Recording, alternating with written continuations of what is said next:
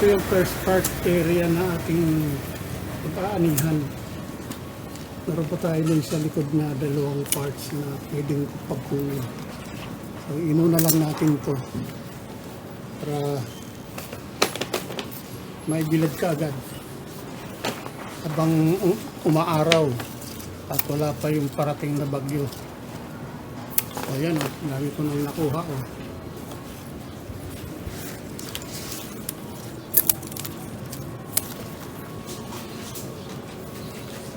Ito pa sa dulo, malapit na dito. Yan. Pag di natin kinuha ito, matutuyo lang or maybe kakainin ng mga green caterpillars. Ayan, napakarami nang nakuha ko.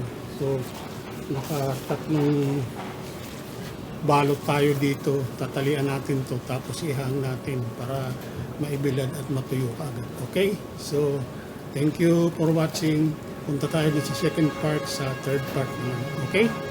Let's go! Okay guys, nandito na tayo sa part of area na pag-aanihan natin at kukunin na natin yung mga fresh matured leaves ng gabi o taro plants para mapatuyo na natin at magawa natin laing. Okay? Let's go! Sana natin. Yan o. Ito.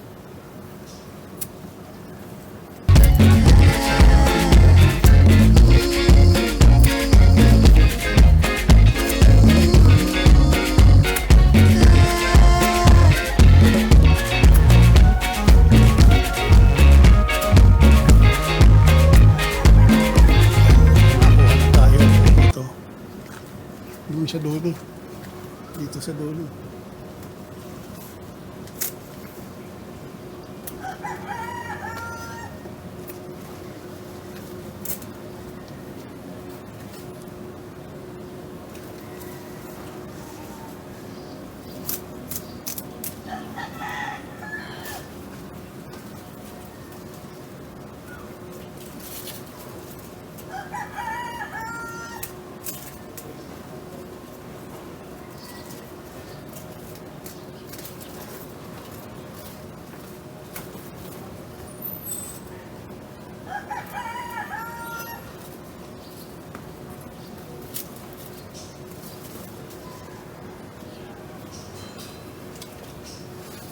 So, ito yung nakuha natin, isang bungkus. Meron pa dito sa kabila. Dito, meron pa dito. Kunin pa natin to.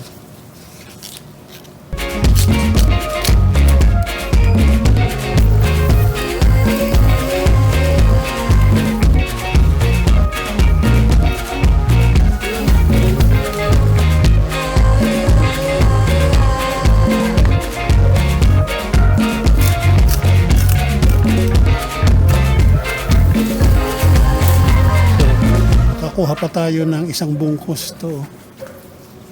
Ayan o. Isang bungkus pa to.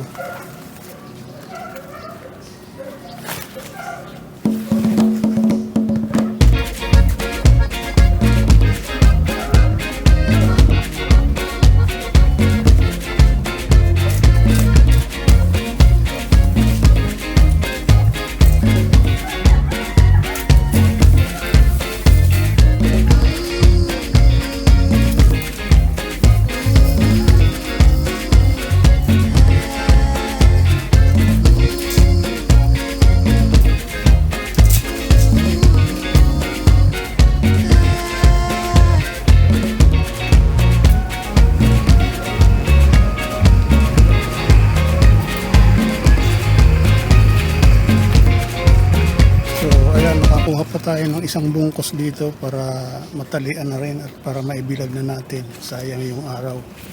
Okay.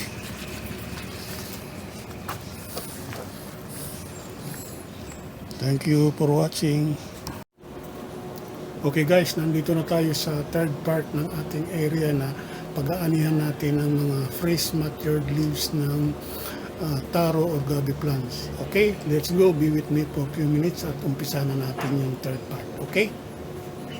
So, ito kukunin na natin ito. Pwede na ito. Maganda. Yun. Yung iba nakuha ko na, pero ito muna pinapakapulong natin.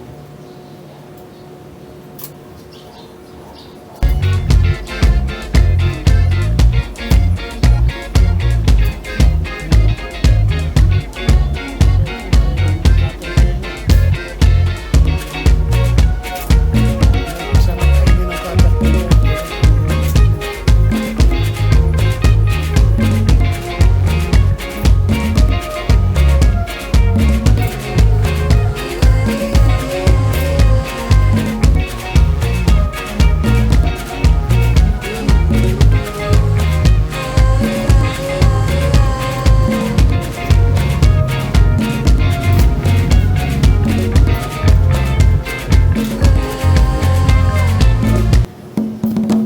Dito pa sa dulong-dulo na yun.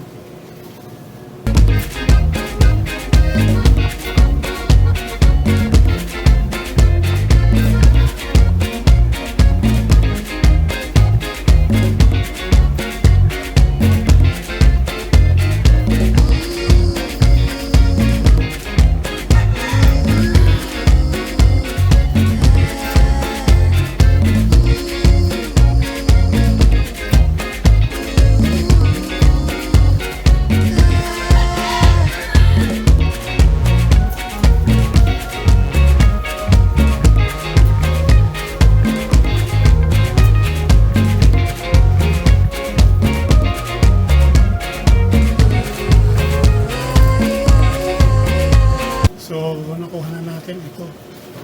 Isang bungkos din to na makukuha natin para mapatuyo natin.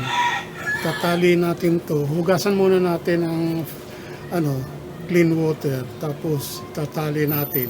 Saka natin isasampay para matuyo. In 2 days, tuyong-tuyo na ito lalo na kung nakabilad sa araw. At para hindi siya magkaroon ng mold sa loob. Kung hindi masyadong tuyo, magkakaroon ng mold. Hindi na natin maluluto, sayang. So we have to be very careful talaga sa pagbilad na matuyong-matuyo ito na maayos para maganda ang quality ng ating pinatuyong laing. I mean, fresh leaf o matured leaves ng gabi o taro plants para maging magandang laing pagbiluto natin. Okay? So, thank you for watching and itutuloy na natin dito sa uhugas at itatali natin. Okay? Bye!